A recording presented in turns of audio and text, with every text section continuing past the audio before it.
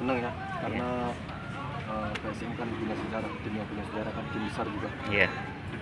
Satu kebanggaan juga lah bisa membela PSM.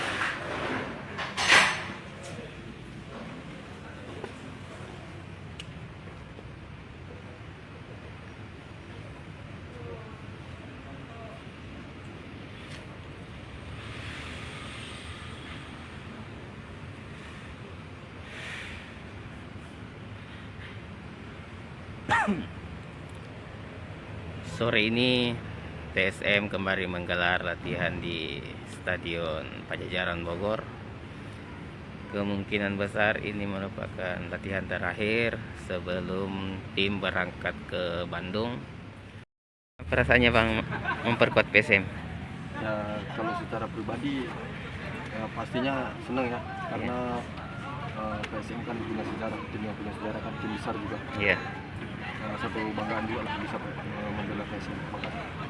Kalau dimainkan coach pada pertandingan Persebaya, bagaimana kondisinya, siap? Sejauh ini ya kita kan udah latihan nih, udah mulai bergabung saya kan. Iya. Kan saya juga kan kemarin sudah ada persiapan kan. Iya. Ya, kalau emang dikasih kesempatan ya kita maksimalkan lah. Semampu kita, memang kita harus berjuang buat PSM.